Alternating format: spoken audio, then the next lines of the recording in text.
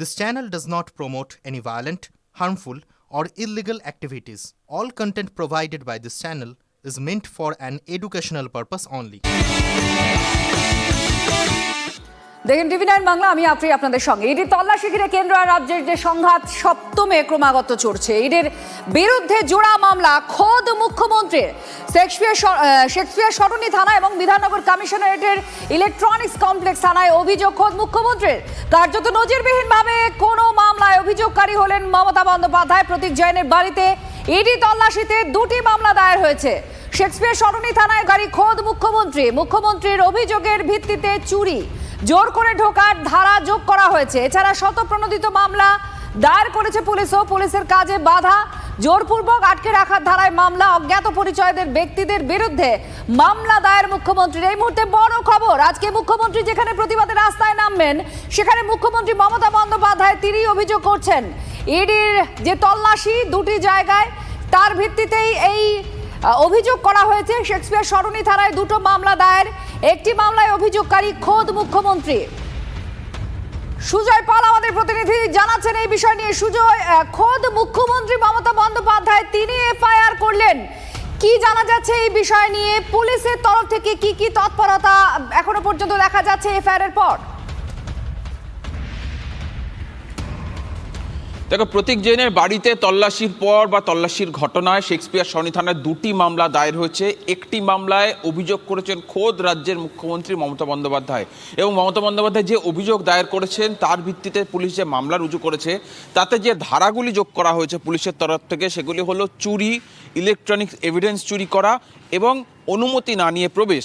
এবং দ্বিতীয় যে মামলাটি দায়ের করা হয়েছে পুলিশের তরফ থেকে সুমোটো বা শতপ্রণোদিত হয়, সেক্ষেত্রে কিন্তু পুলিশের কাজে বাধা দান এবং জোরপূর্বক আটকে রাখা, এই ধারাগুলি যোগ করা হয়েছে। এবং এই যে দুটি মামলাতেই কিন্তু ইডি বা সিআরপিএফ এর কোনো অফিসারের নাম উল্লেখ করেনি, আননোনের এগেনস্টে অর্থাৎ অজ্ঞাত পরিচিতের বিরুদ্ধে মামলা রুজু করা হয়েছে। কিন্তু এখানে গুরুত্বপূর্ণ হলো কার্যত নজিরবিহীনভাবে বা মুখ্যমন্ত্রী মমতা বন্দ্যোপাধ্যায় রাজ্যের ক্ষমতায় আসার পরও এরকম হয়নি যে যেখানে কোনো ঘটনায় খোদ মুখ্যমন্ত্রী নিজে অভিযোগকারী হলেন।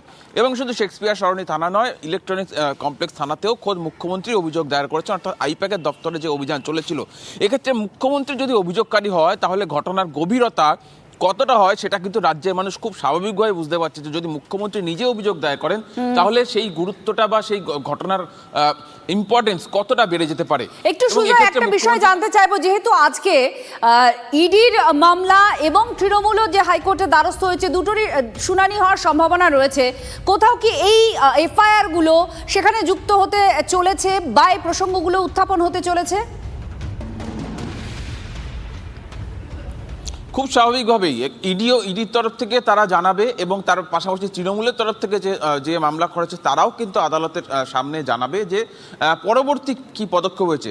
ইডির তরফ থেকে যেমন তারা জানাবে যে কিভাবে তাদের কাজে বাধা দান করা হয়েছে, কিভাবে তাদের কাজ আটকে গিয়েছে, সেই বিষয়গুলি তারা স্পষ্ট করবে। অর্থাৎ মুখ্যমন্ত্রী যাওয়ার পর থেকে তারা কোনো তথ্য প্রমাণ সংগ্রহ করতে পারেনি, তাদের কাজে বাধা দেওয়া হয়েছে, এই সমস্ত বিষয়গুলি তারা উল্লেখ করবে। পাল্টা তৃণমূলের তরফ থেকেও যে মামলা করা হয়েছে সেখানে কিন্তু তারা এই যে পুলিশের কাছে যে মামলাগুলি হয়েছে, অভিযোগগুলি হয়েছে, সেগুলো তারা উল্লেখ করতে চলেছে বলেই আমরা পুলিশ সূত্রে তেমনটা জানতে পারছি। এবং সেক্ষেত্রে শেক্সপিয়ার সরণি থানায় যে মামলাগুলি হয়েছে বা ইলেকট্রনিক কমপ্লেক্স থানায় যে মামলা হয়েছে, এক্ষেত্রে পুলিশ সূত্রে জানা যাচ্ছে যে তারা যেহেতু আননোনের এগেনস্টে এফআইআর করা হয়েছে, সেক্ষেত্রে তারা এজেন্সির কাছে জানতে চাইবে যে গতকাল ওই দফতর বা ওই বাড়িতে তল্লাশি অভিযানে কোন অফিসার তারা উপস্থিত ছিলেন, তাদের তালিকা চাওয়া হবে। এবং সেই তালিকা যদি ইডি তরফ থেকে তাদের কাছে পাঠানো হয়। সুজয়, তুমি আমাদের সঙ্গে একটু সঙ্গে থাকো, কারণ একদিকে শেক্সপিয়ার সরণি থানায় যে মামলা, সেই মামলার খোদ মুখ্যমন্ত্রী করেছেন আমরা জানতে পারছি, এবং এটা খুবই গুরুতর একটা পরিস্থিতি তৈরি হয়েছে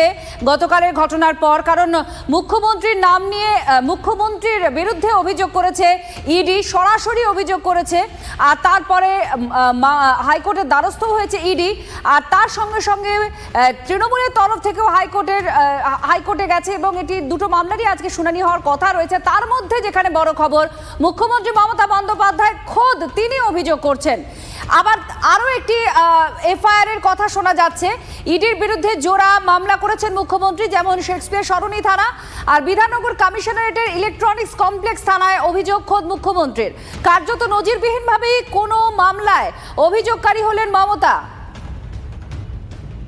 রঞ্জিত আমাদের সঙ্গে রয়েছেন, আমাদের প্রতিনিধি আরো জানাচ্ছেন। রঞ্জিত, এই মামলা সম্পর্কে একটু জানতে চাইবো, কারণ খোদ মুখ্যমন্ত্রী করেছেন।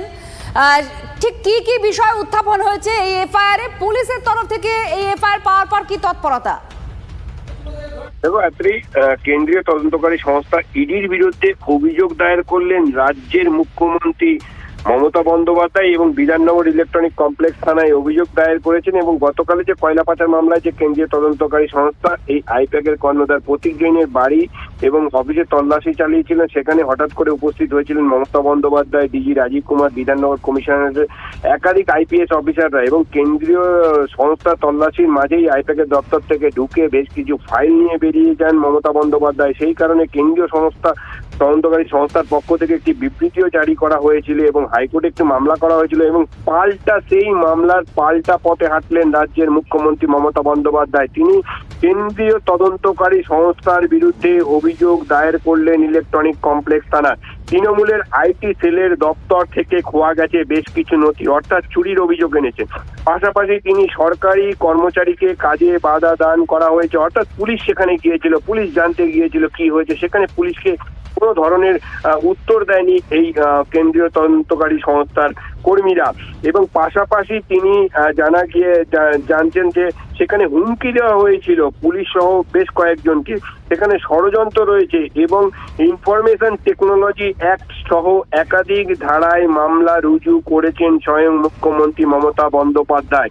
এবং দেখো, গতকাল থেকে যেভাবে যে এই কেন্দ্রীয় তদন্তকারী সংস্থা ইডির বিরুদ্ধে যে অভিযোগ দায়ের করেছে মুখ্যমন্ত্রী মমতা বন্দ্যোপাধ্যায়, তা অত্যন্ত গুরুত্বপূর্ণ এবং তাৎপর্যপূর্ণ।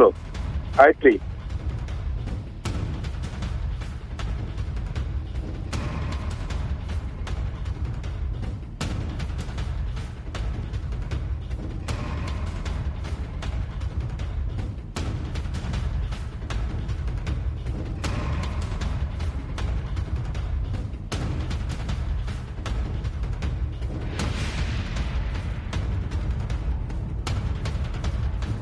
একজন ব্যবসাদার, সেই ব্যবসাদারকে বাঁচানোর জন্য মাননীয় মুখ্যমন্ত্রী ঘোমটা খুলে খ্যামটা নাচন নাচছেন।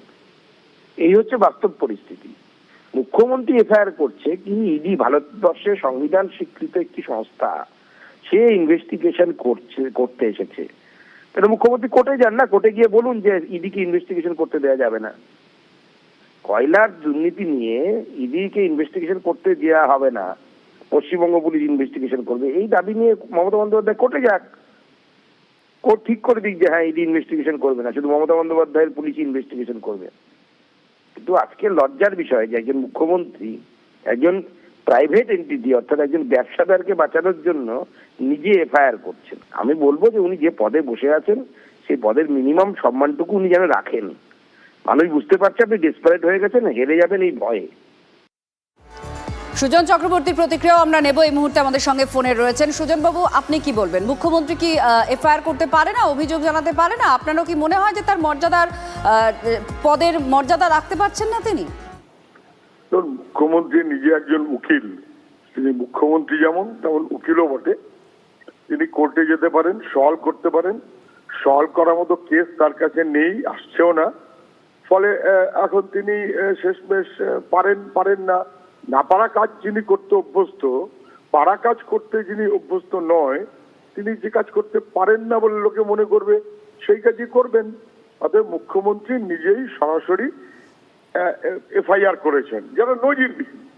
এবং এর কারণটা বুঝতে হবে, আর কাউকে মুখ্যমন্ত্রী রাজি করাতে পারলেন না যে এফআইআরটা করতে পারে। এমনকি পিসির ভাইপোও নিশ্চয়ই রাজি হয়নি এফআইআর করার জন্য, যে কারণে পিসিকে করতে হলো। কি দুর্ভাগ্য পিসির যে শেষমেশ কাউকে পেলেন না যিনি এফআইআরটা করতে পারেন। অতএব উনি নিজেই এফআইআর করেছেন, নজিরবিহীন। আমার ধারণা উনি নিজেই কালো পোশাক পরে কোর্টে হাজির হবেন, নিশ্চয়ই কোনো উকিল উনি সঙ্গে দেবেন না। মুখ্যমন্ত্রী এই পদমর্যাদায় যদি এফআইআর করতে পারে, তাহলে মুখ্যমন্ত্রী এই পদমর্যাদায় ওকালতি করলে সেটা আরো বেশি শক্তিশালী হবে। কিন্তু আমি শুধু মনে করিয়ে দিই, এই মুখ্যমন্ত্রী বছর খানেক আগে বলেছিলেন সুজনবাবু, বোঝা গিয়েছে, ধন্যবাদ। মুখ্যমন্ত্রী মমতা বন্দ্যোপাধ্যায় নিজেই এফআইআর করেছেন প্রতীক জৈনের বাড়িতে ইডির তল্লাশিতে। দুটো এফআইআর এবং খোদ মুখ্যমন্ত্রী মমতা বন্দ্যোপাধ্যায় এই এফআইআর করেছেন, জোড়া এফআইআর। মুখ্যমন্ত্রীর অভিযোগের ভিত্তিতে চুরি, জোর করে ঢোকার ধারা যোগ করা হয়েছে।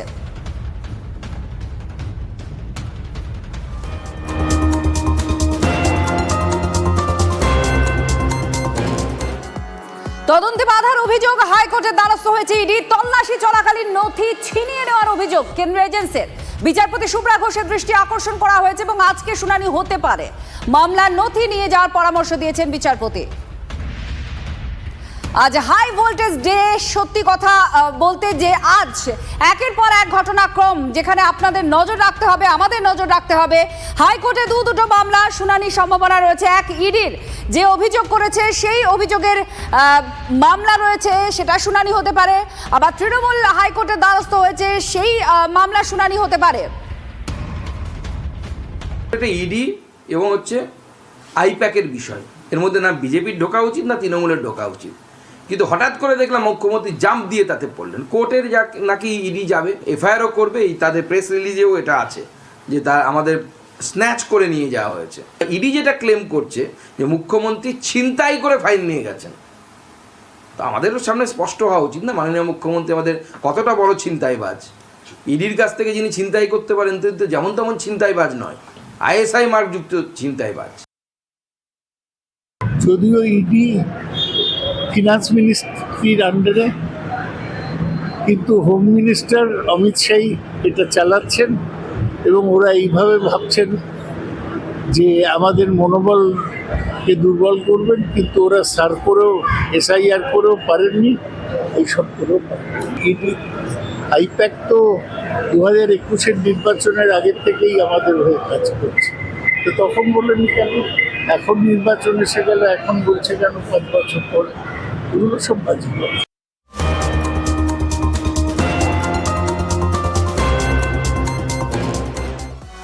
দলের ভোট কুশলীর বাড়িয়ার অফিসে ইডির হানা, দলীয় তথ্য চুরি করা হয়েছে। এই অভিযোগে হাইকোর্টের দ্বারস্থ হয়েছে তৃণমূল। কয়লা পাচার তদন্তের আড়ালে দলীয় কৌশল আর নির্বাচনের আগের প্রচার পদ্ধতি চুরি করতেই তল্লাশি বলে অভিযোগ। আদালতে আজ তৃণমূল কংগ্রেসের শুনানি হতে পারে। শ্রাবন্তী আমাদের সঙ্গে রয়েছেন, আমাদের প্রতিনিধি। শ্রাবন্তী, আজকে হাই ভোল্টেজ ডে আদালতের ক্ষেত্রেও এবং রাস্তাতেও আজকে মুখ্যমন্ত্রীকে দেখা যাবে। তো আজ আদালতে তৃণমূল কংগ্রেসের যে মামলা শুনানি হতে পারে বলা হচ্ছে, নতুন কি তথ্য পাওয়া যাচ্ছে? কারণ মুখ্যমন্ত্রী নিজেও তো দুটো অভিযোগ করেছেন, এফআইআর করেছেন।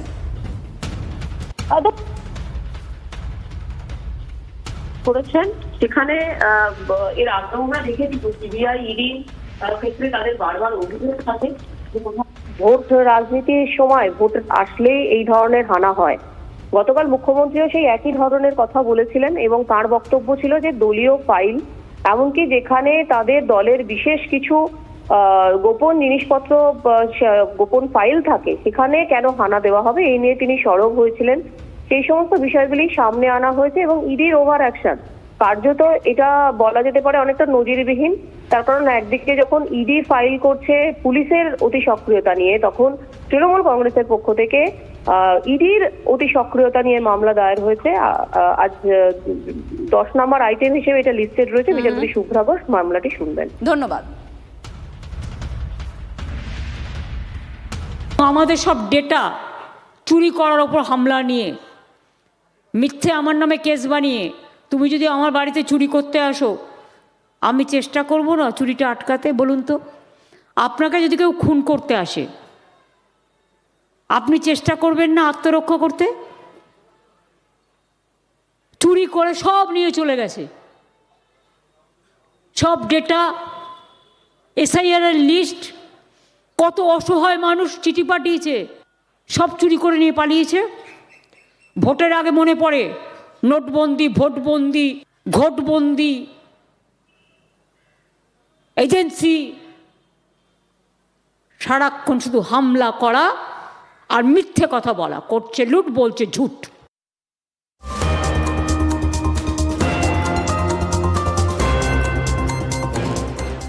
মুখ্যমন্ত্রীর বিরুদ্ধে তদন্তে সরাসরি বাধা দেওয়ার অভিযোগ এনেছে ইডি। ইডি জানায়, প্রতীক জৈনের বাড়িতে তল্লাশি চলাকালীন হঠাৎ প্রচুর পুলিশ নিয়ে হাজির হন মুখ্যমন্ত্রী। তদন্তে গুরুত্বপূর্ণ নথি আর ইলেকট্রনিক ডিভাইস ছিনিয়ে নিয়ে গেছেন মুখ্যমন্ত্রী। এরপর আইপ্যাকের অফিসের কনভয় নিয়ে যান মুখ্যমন্ত্রী এবং তার পুলিশ জোর করে নথি ছিনিয়ে নিয়ে যান। এটা বিবৃতি, যেটা আপনাদের আমরা দেখাচ্ছি, ইডির বিবৃতি। সেই বিবৃতি আমি পড়েও শোনাচ্ছি।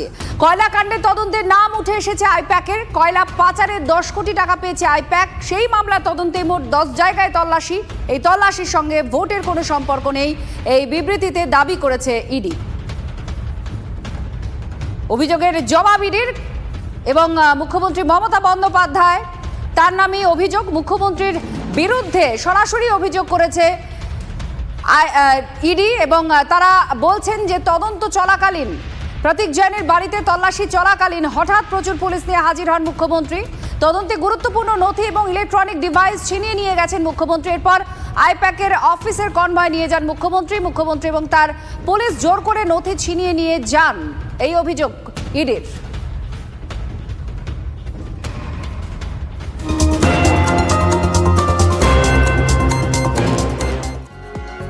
মুখ্যমন্ত্রী হুঁশিয়ারির পরেই অভিযোগ দায়ের হয়েছে। ইডি আধিকারিক আর সিআরপিএফ কর্মীদের বিরুদ্ধে শতপ্রণোদিত অভিযোগ দায়ের করেছে পুলিশ। শেক্সপিয়ার সরণি থানায় এফআইআর দায়ের হয়েছে। আইপ্যাক কর্ণধার প্রতীক জৈনের পরিবারের তরফেও অভিযোগ দায়ের হয়েছে। ইডি আর কেন্দ্রীয় বাহিনীর বিরুদ্ধে এফআইআর করতে তৎপর বিধাননগর পুলিশও। ইলেকট্রনিক্স কমপ্লেক্স থানায় শতপ্রণোদিত মামলার প্রস্তুতি। ওগুলো আমাদের, ওগুলো ছড়িয়ে ছিটিয়ে পড়েছিল সব, এগুলো আমাদের, আমরা রেখেছি। এটা আমাদের কাগজপত্র, আমার দলের। ये तो पता चलेगा, वो तो फॉरेंसिक टीम ले आके पहले बहुत सारे ट्रांसफर भी किया है। वो जो किया है क्राइम किया है, इसका बारे में एफआईआर होगा फॉरेंसिक टीम का बारे में। ওদেরকে বলুন আইনটা একটু পড়ে দেখতে। তো মমতা বন্দ্যোপাধ্যায়ের কথায় যদি এই ধরনের কাজ করেন, ইডি এসে আপনাকে তো সই করিয়ে নিয়ে যাবে, যা যা আপনার ওখান থেকে নিয়ে গেছে সবে তো আপনাকে সই নেবে এবং সিজার লিস্ট দেবে আপনাকে। অলরেডি দিয়েছে হয়তো সিজার লিস্ট। তো সেটাকে আপনি চুরি বলতে পারেন না আইনের ভাষায়। ভারতবর্ষের আইন তাই বলছে। মমতা বন্দ্যোপাধ্যায় তো অত ভালো আইন পড়েননি।